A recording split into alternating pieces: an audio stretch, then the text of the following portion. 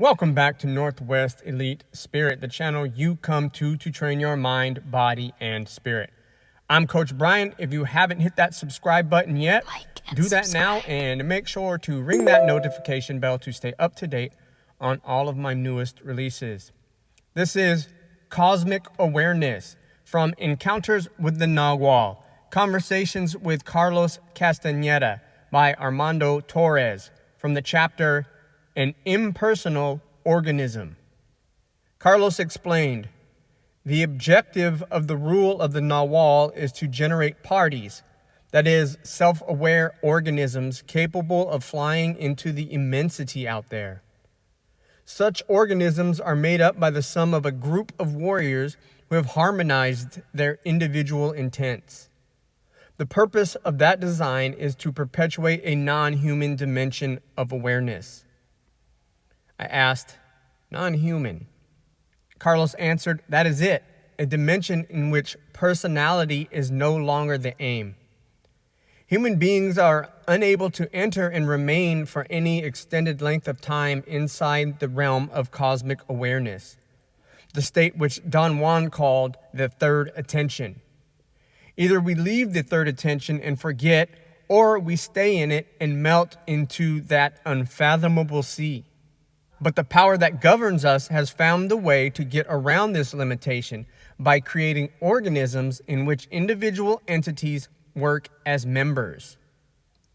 At the core of these organisms, a radically new kind of attention is generated, an intent oriented towards exploring the unknown, investigating in teams what we otherwise cannot know. Feelings of individuality are no longer their objective center because they have been substituted by something much more intense, living as part of the whole. This is an energy state that no ordinary man can conceive of. There are no routines, there is no ego, there is no ignorance, and there is no interpretation. That kind of organism is only one stage on the infinite path of awareness. But for us human beings, that stage is final. I asked him how the awareness of a party operates. He gave me the analogy of the physical body. He explained, although only in a hazy way, each one of our cells is conscious of their unity, and within certain limits, each one can act independently. However, each cell's individual intent is subordinate to a superior purpose, which is to form the whole, which we call me. When we finally arrive at the incredible achievement of realizing the global purpose, we can discern a superior evolutionary line.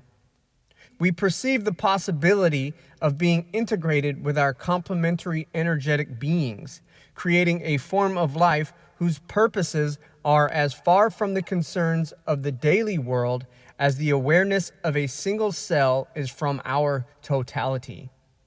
New seers call that life form the party of the Nagual.